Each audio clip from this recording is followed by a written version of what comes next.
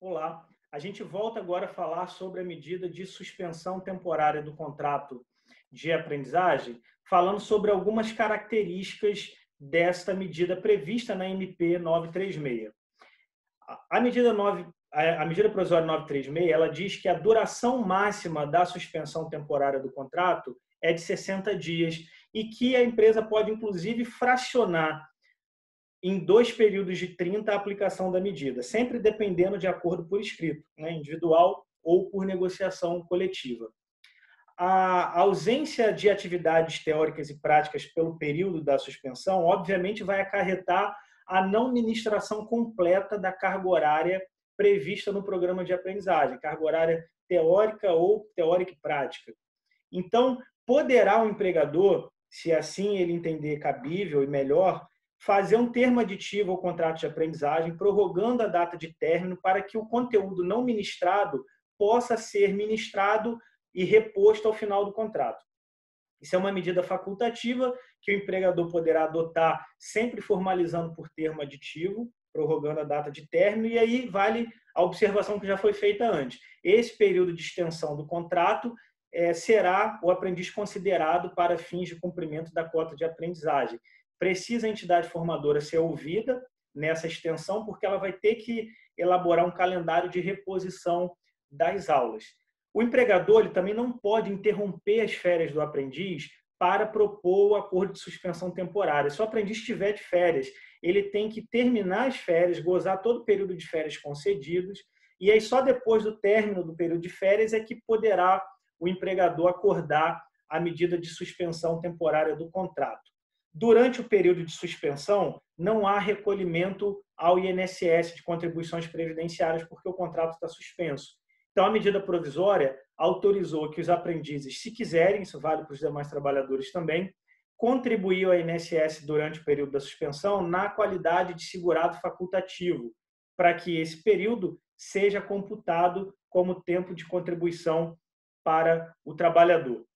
Algumas outras características importantes aqui. A entidade formadora deve certificar o aprendiz pelos módulos que ele concluiu do período do contrato de aprendizagem ou pela carga horária que ele conseguiu cumprir. Então, mesmo que o aprendiz não atinja o mínimo necessário para receber um certificado total do programa, a certificação ela precisa acontecer de forma parcial nos exatos termos do que o aprendiz conseguiu cumprir de carga horária ou de módulos concluídos. O empregador ele pode adotar a suspensão para um grupo de trabalhadores e não adotar para outros, ou para um grupo de aprendizes e não adotar para outros. A aplicação da medida para alguns trabalhadores não implica obrigação de adotar a medida para outro grupo de trabalhadores. Essa decisão fica a critério do empregador. A medida provisória também mencionou de forma clara que a suspensão temporária do contrato não se aplica aos órgãos da administração pública direta e indireta, às empresas públicas e sociedades de economia mista, inclusive às suas subsidiárias e organismos internacionais. Lá na medida provisória também está escrito assim: a medida de suspensão temporária do contrato ela vai cessar no prazo de 2 dias contados da data estabelecida no acordo por escrito, individual ou coletivo, para a duração da medida, e lembrando que aqui a duração máxima é de 60 dias, ou da data de comunicação do empregador que informe ao empregado que deseja antecipar o fim da medida. Assim como já foi dito no vídeo anterior, se o empregador quiser antecipar o fim da medida de suspensão, ele pode. Ele vai comunicar isso ao empregado e 2 dias após a comunicação, a medida se encerra e volta a tudo ao normal como era antes da suspensão do contrato de trabalho. A medida de suspensão ela também vai cessar no prazo de 2 dias, contado do fim do estado de calamidade pública. O estado de calamidade pública foi decretado por meio do Decreto Legislativo número 6 de 2020 e tem vigência até 31 de dezembro de 2020. Então, a medida de suspensão temporária, em hipótese nenhuma, poderá exceder o prazo definido como estado de calamidade pública. Não vai poder ingressar no mês de janeiro de 2021, por exemplo.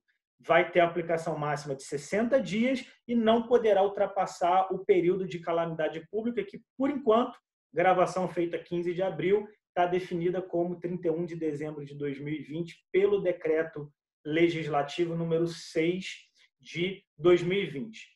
É importante mencionar aqui também uma coisa interessante, uma norma trazida muito importante na medida provisória.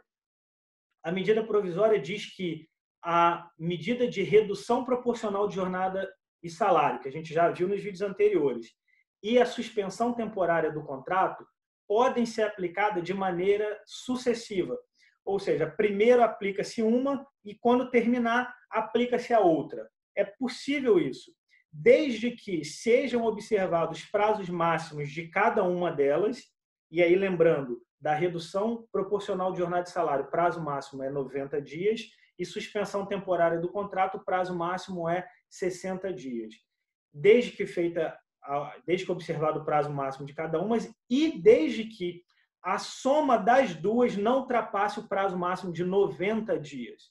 Então, é possível, por exemplo, que seja aplicado 60 dias de redução de jornada e salário e depois 30 dias de suspensão de contrato. Observou-se o prazo máximo de cada uma e a soma dos dois deu 90. Ou é possível, por exemplo, que seja aplicado 30 dias de redução de jornada e salário com 60 dias de suspensão do contrato de trabalho. De novo, a soma dos dois deu 90, cumprindo o que está estabelecido na medida provisória. A gente continua no próximo vídeo, não saia daí.